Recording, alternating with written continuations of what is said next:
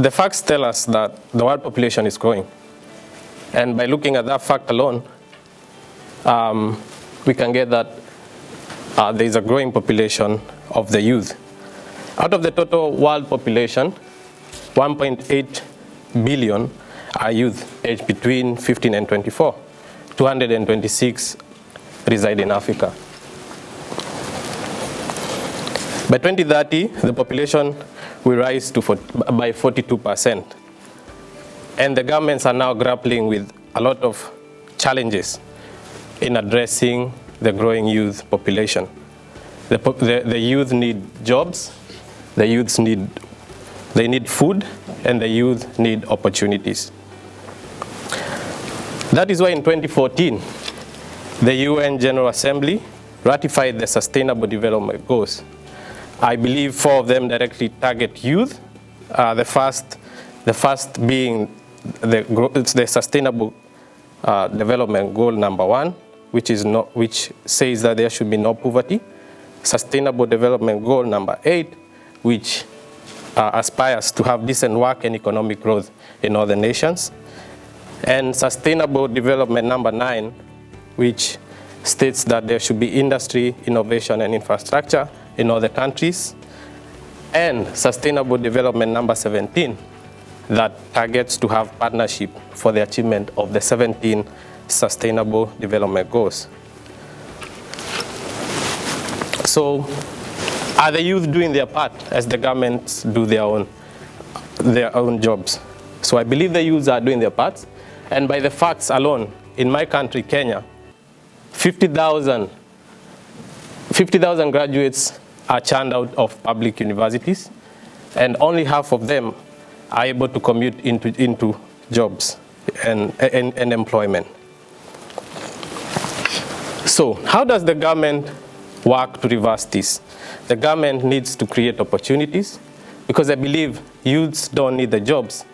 They want the government to create them opportunities so that they can create the jobs themselves. So, and what is opportunity, if we may ask?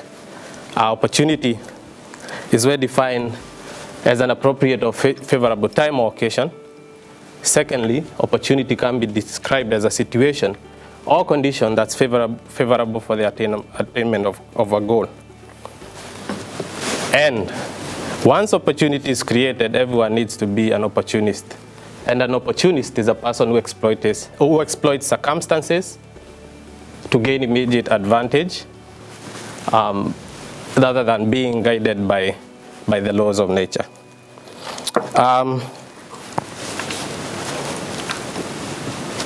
As we become opportunists, we need to change our perspectives and look at our challenges as opportunities.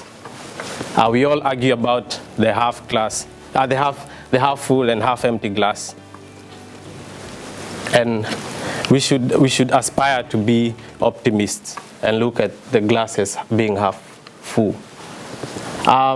In my work, I work under the Yes Youth Can program in Kenya, whereby we are trying to mobilize, we are actually mobilizing youths to form registered groups, because we believe that once youth come together, they can be able to raise their voice, which is our second objective, and they can only do that if their capacity build, and if they are empowered economically, which is our third objective.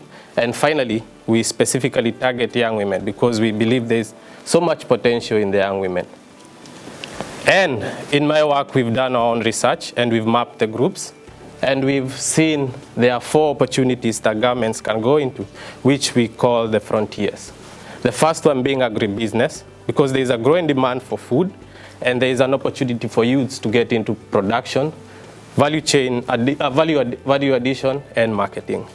The second one we find as an opportunity is environment management, where we see opportunities in tree nurseries, where the youth can be planting and selling trees, as well as waste management, especially in Africa.